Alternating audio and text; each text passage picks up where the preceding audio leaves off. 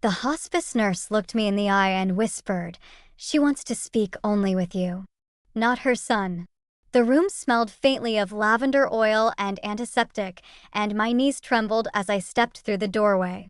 Margot lay propped up on crisp white pillows, her frail body barely making a dent in the mattress. Her hands, once strong and calloused from years of gardening, now rested like fallen leaves against the cotton sheet. I reached for her fingers. They twitched. She turned her head slowly, eyes fluttering open like they were lifting the weight of her years. "I know what he's done," she rasped, her voice a dry whisper. "And I want you to have it all." I froze. The will, the house, the money her husband had left her. Every single penny that her ungrateful son thought would one day be his. Before I could respond, the door creaked behind me. I turned, and there stood my husband, Grant. He looked from Margot's bed to the trembling hand locked in mine. His eyes narrowed. "You don't belong in here," he snapped. But Margot had already said what she needed. And I wasn't going to let it go. Not after everything I'd done for her. Not after what he'd done to me. I never imagined that revenge would come in the form of a dying woman's final blessing. But as I turned to face him, I knew, this time, I would win. My name is Nadine, and I am 52 years old. I had been married to Grant for nearly 3 decades when I learned the truth. For over a year, while I was devoting every ounce of myself to caring for his dying mother, he had been cheating on me. Not with some faceless stranger, but with a younger coworker he claimed he barely noticed. And while I was wiping Margot's forehead and helping her down the stairs, he was whispering sweet nothings into someone else's ear. But life has a strange way of balancing the scales. When Margot found out not from me, but from something she overheard, she made a choice. A choice that would change the outcome of everything. And when she took her final breath, she left behind more than grief. She left behind justice. And the key to my revenge was hidden right inside her lawyer's sealed envelope. Grant and I met in college when we were both young and stubborn. He had a sense of humor that could soften any bad day, and I had a way of making a home out of the simplest apartment. We built our life from scratch, brick by brick, paycheck by paycheck. We were never flashy, but we were steady. Or at least, that's what I believed for most of our marriage. I worked part-time in a school library while raising our 2 sons, then later shifted to managing community programs when they grew up. Grant worked in insurance, long hours, sometimes late-night conferences, but nothing that ever raised suspicion. He was a dependable man, or so I thought. My life revolved around structure, care, and emotional connection. His life, I now realize, revolved around appearances. Grant was a mama's boy. Margot, his mother, was a sharp-tongued woman who didn't let people in easily. When I first met her, she gave me a once-over and said, "At least you're not wearing blue eyeshadow like his last girlfriend." That was her way of bonding. She wasn't cruel, just blunt. And under all that ironclad sarcasm, she had a soft heart, though few ever saw it. Over time, Margot and I built a surprisingly close relationship. She would call me to complain about her neighbors or vent about her health, and I would listen. When she was diagnosed with congestive heart failure, she refused help from her sons, insisting, "Nadine will know what to do." I wasn't surprised Grant and his brother never had the patience for caregiving. They offered money, not time. When Margot's condition worsened, I made a decision that would alter everything. I scaled back my community work and moved into her guest room. I cooked her low-sodium meals, coordinated with her doctors, helped her bathe, cleaned up when she couldn't make it to the bathroom in time. It was not glamorous, but it was human. I did it out of love, not just for her, but for the family I thought we were. Grant visited every couple of days, usually just long enough to drop off groceries or check her medications. He would kiss my forehead and say, "You're a saint." I thought he meant it. I thought he saw what I was doing, and that he appreciated me holding his family together while he kept our home running. But as time went on, his visits became shorter. His excuses grew more elaborate: late meetings, sudden travel, networking dinners. Sometimes he didn't come at all. I was too tired to question it then. My days were consumed by beeping monitors and pill schedules, and my nights were often interrupted by Margot's coughing spells or confusion. I told myself Grant was under stress, just coping in his own way. One evening, while Margot was asleep and I was folding her laundry, I found one of his scarves on the floor. It smelled faintly of unfamiliar perfume, something sweet and powdery. I stared at it for a moment, wondering. Then I shook the thought away. I had no energy for paranoia. Margot's health declined slowly. She began speaking less, resting more. She started asking strange questions. Do you think people can change? Or have you ever wanted to undo a marriage? At first, I thought it was the medication. But over time, I sensed she knew something I didn't. I once found her sitting by the window, clutching a letter she wouldn't let me see. Her eyes were red. Sometimes, she whispered, the people we trust the most are the ones who think they can outsmart us. I had no idea what she meant. I asked if she was in pain, and she said, not the kind you can fix with pills. Still, I never guessed the full truth until it hit me like a brick. 3 weeks before she died, Grant didn't show up for her birthday. He claimed to be stuck at the office. But Margot looked at me and said, he's not where you think he is. Then she placed her hand on mine and asked me to promise one thing, that you'll take care of yourself, no matter what. I promised. I didn't know it then, but she was preparing me for something. After her passing, I felt hollow. I'd given everything I had to that woman, and all I wanted was peace. But Grant was restless. Not in grief, but in urgency. He wanted to meet with the lawyer, wanted to settle the estate as quickly as possible. He had never been particularly close to his mother, and yet now he acted like an eager heir. Something about it felt off, but I chalked it up to stress. What he didn't know, was that Margot had left something behind that would rewrite the entire story. Not just her will, but a personal letter. A letter addressed to me, sealed in a separate envelope, with one instruction written in her handwriting across the front. Open this only after everything is read aloud. That letter would become the key to everything. To my understanding. To my pain. And most importantly, to my revenge. The day of the reading came with gray skies and a biting wind that seemed to press against the courthouse walls like a warning. I sat beside Grant, dressed in the same dark suit he wore to his mother's funeral, though his expression showed none of the grief I still carried like a weight in my chest. His jaw was tight, his foot tapped rapidly under the polished table. It wasn't grief he was feeling, it was anticipation. The lawyer, a woman named Janet Burke, wore a serene expression as she opened the manila folder and began reading the contents of Margot's will. Her voice was steady and respectful, but the words hit like jolts. To my son Grant, I leave the house and all its furnishings. To my other son, I leave the contents of the safe deposit box in Fairmont Bank. To Nadine Harper, I leave the remainder of my financial estate, including but not limited to the funds in my investment accounts, totaling $685,000. Grant choked. Not from emotion, from disbelief. He turned toward me, his eyes wide, but I didn't look back. I sat motionless, staring at the legal pad in front of me. My name, written in Margot's neat cursive, echoed in my ears. That can't be right, he said finally, voice low and trembling with restrained rage. There must be some mistake. My mother didn't. She wouldn't. Janet looked up calmly. It's been verified multiple times. Margot made these amendments 6 weeks before she passed. In full capacity. Witnessed, notarized, and sealed. Grant turned to me, as if I had orchestrated the whole thing. You manipulated her. She wasn't thinking straight, she was sick. I finally met his eyes. She was more clear-headed than you've ever been. He looked like he wanted to protest again, but the words caught in his throat. Then, as instructed, Janet slid a small envelope across the table. This was left for you, Nadine. She asked that it be opened only after the will was read.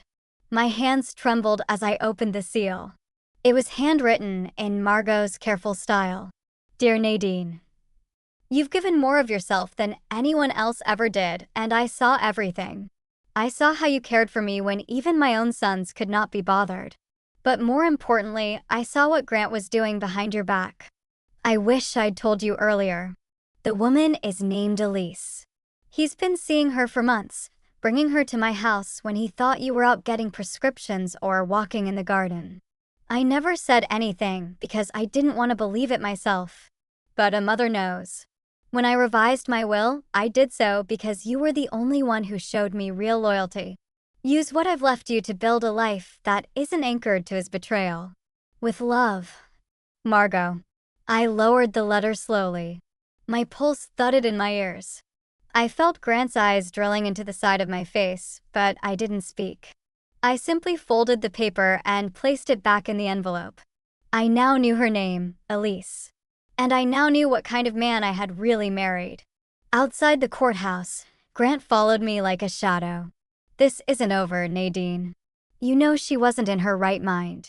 You're not going to take that money. You wouldn't even have it if it weren't for me. I stopped and turned to face him. No, I said quietly. I wouldn't have it if it weren't for her. And maybe if you'd treated either of us with a shred of decency, you wouldn't be walking away with nothing. He laughed bitterly. Oh, come on. So what, now you're going to play some moral martyr? You think that money makes you better than me? I didn't answer. I didn't need to. The truth had already done more damage than I ever could with words. That was the moment I knew what I had to do. Revenge wasn't always loud. It didn't always come in the form of shouting or smashed dishes. Sometimes it came in silence. In the refusal to play a role anymore. In the calm, deliberate dismantling of everything a man thought he controlled. I wasn't going to yell. I wasn't going to beg. I was going to make sure he watched as I used the very inheritance he tried to steal to tear apart the illusion he built. And I would make sure Elise knew exactly who he was and how it felt to be second to someone he thought disposable. The morning after the will reading, Grant was gone. No explanation, no apology, just an empty closet and a few bank alerts that told me he had tried, and failed, to access accounts he no longer had rights to. I spent that first week in a strange haze. I wasn't grieving him, not really. I was grieving the years. The trust one gave. The kindness I offered, and how quietly it had been thrown away. But Margot's letter changed something in me. It wasn't just the betrayal, it was the clarity. I no longer felt confused. I no longer blamed myself for the cracks in our marriage. I saw them now for what they were, intentional fractures Grant had made while smiling at me over dinner. I didn't cry. I planned. I called the estate attorney again, asked about the timeline for liquidating some of the investments. Then I asked about transferring ownership of Margot's house, the one Grant had inherited, into a new holding. A trust. The attorney paused, then said simply, "It's possible, depending on how certain documents were signed." Would you like me to look into it? Yes, I said. Please do. You see, Grant may have inherited the house, but he had left the country just a year prior to the will being revised. At the time, the property was technically under Margot and my joint power of attorney for medical and custodial reasons. Margot had me added when her health declined, trusting me to care for her home and affairs. So while he believed the house belonged solely to him, there were legal fingerprints I knew he hadn't noticed. I wanted to see how far I could take it. The attorney came back 2 days later. Nadine, this may surprise you. You and Margot had a joint survivorship clause on the property title. When she passed, your claim to the house was actually senior to Grant's, unless contested. I said nothing at first. Then I asked, and if he contests it? He'd lose. The documents are ironclad. He never revoked them, and Margot never changed her request. That night, I changed the locks. I also called a realtor, not to sell, but to have the house professionally evaluated, repaired, and then rented. I wanted it producing income for me for my future, not collecting dust while Grant plotted new ways to siphon what wasn't his.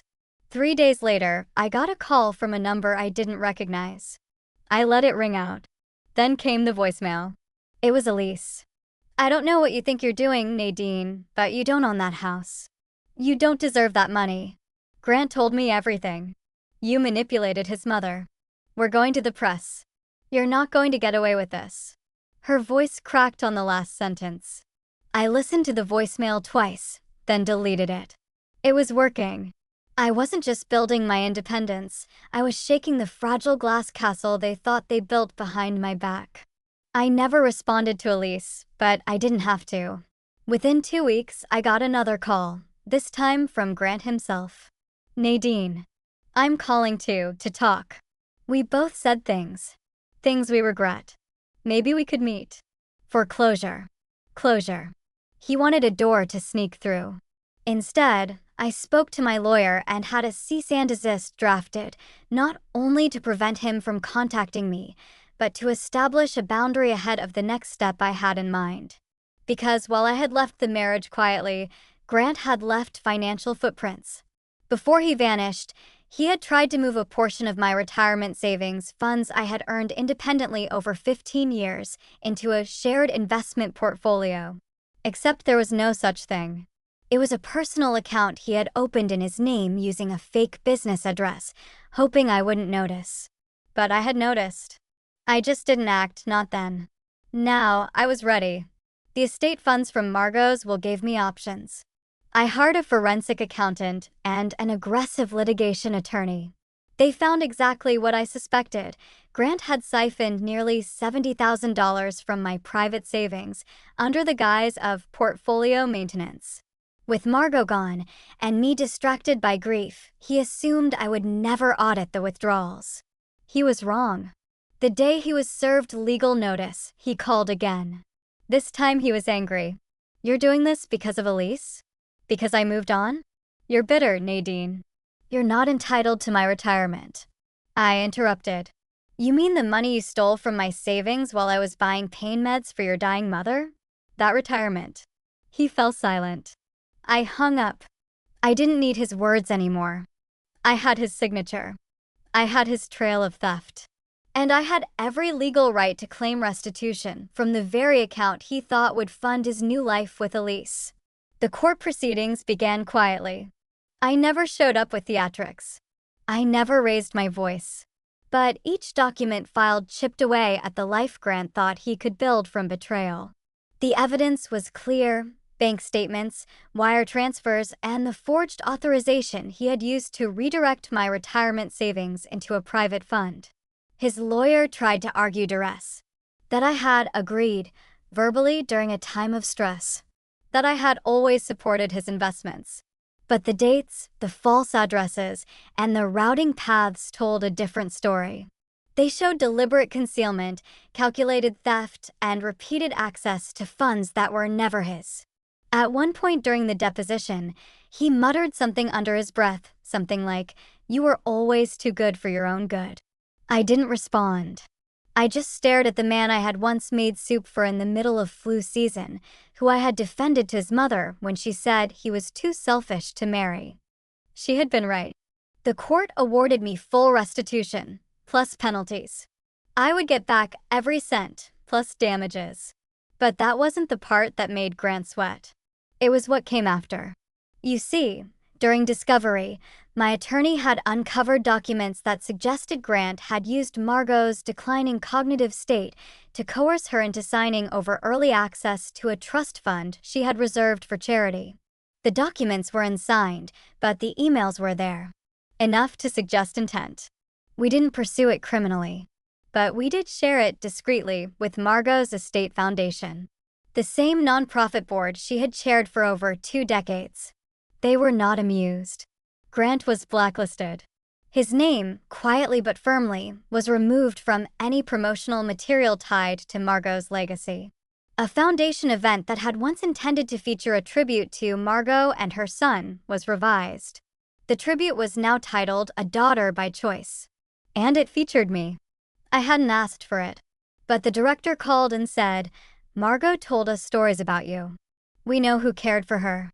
We want to honor that." When the night of the gala arrived, I walked into that ballroom in a navy gown I had picked up 2 days earlier, unsure if I'd even attend. But when I saw Margot's photo, smiling gently from the stage, I knew I was where I belonged. Grant never showed. Elise, I heard, moved back to her hometown 6 months later.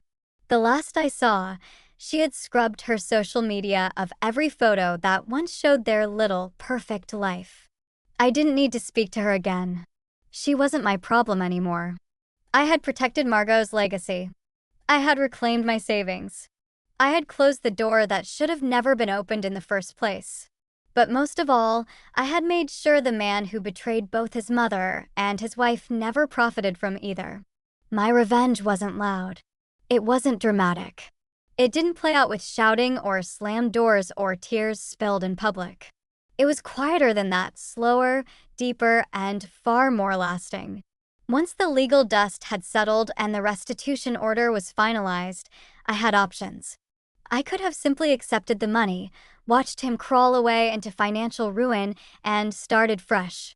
But something inside me, maybe it was all those hours I spent at Margot's bedside, listening to her stories of resilience, told me I had the right to do more than just walk away. You see, Grant had relied on secrecy, on trust abused behind closed doors.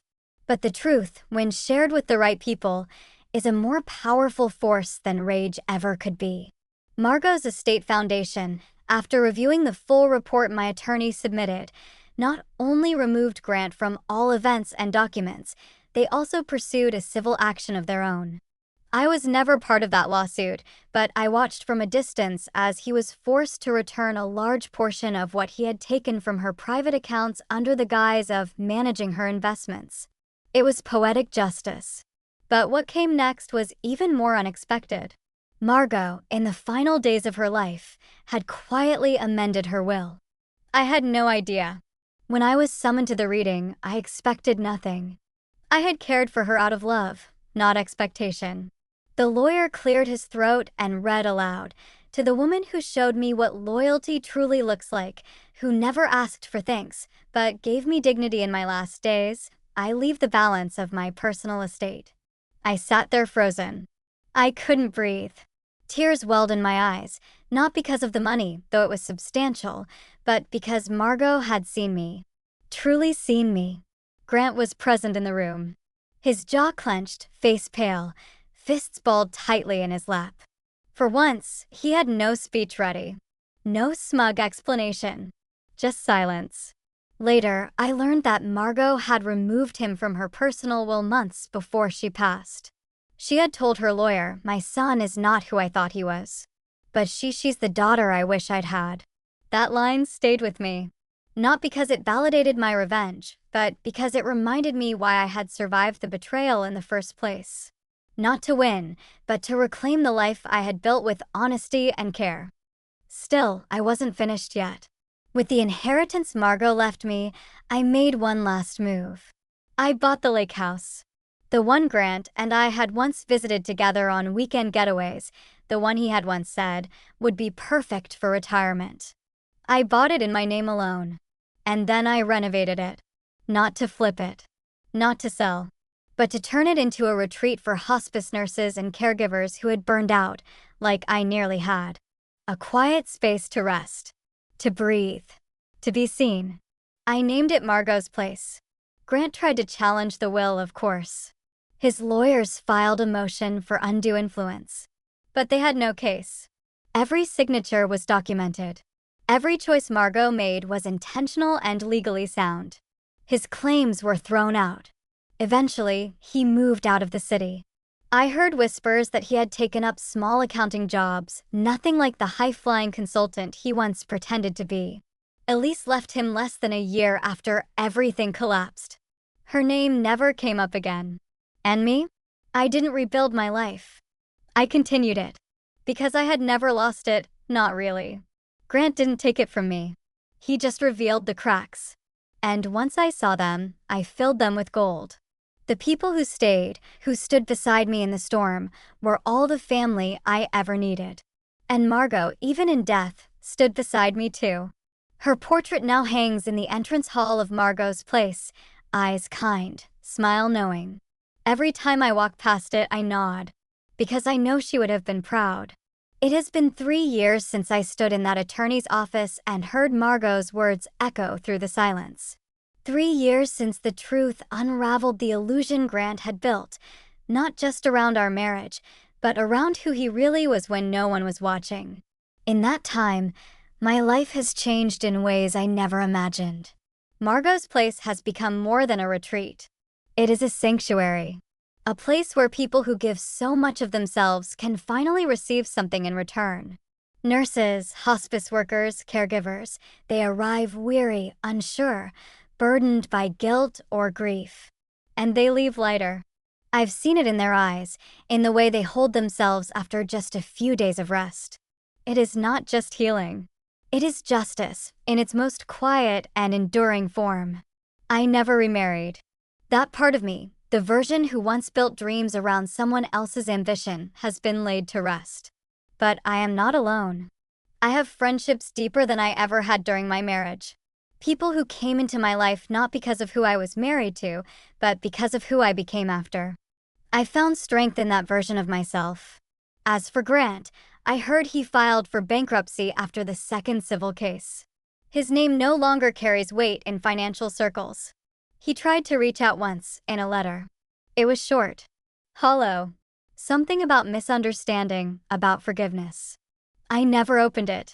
It sits unopened in a drawer in my study, a reminder that closure doesn't always come from words. Sometimes it comes from silence, from not needing to respond, from knowing that you've already reclaimed the story he tried to write for you. Because that is what this has been, our reclamation.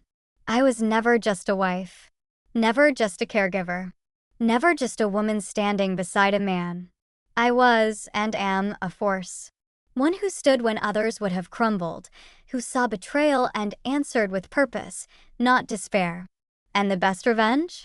It wasn't the inheritance. It wasn't the house or even the retreat. It was living a life I was proud of, one rooted in truth, in dignity, in kindness. A life no one could steal from me again. So I ask you, if someone tried to write your ending, would you let them? Or would you pick up the pen and start again? Because sometimes, the sweetest revenge is simply becoming the woman they never believed you could be.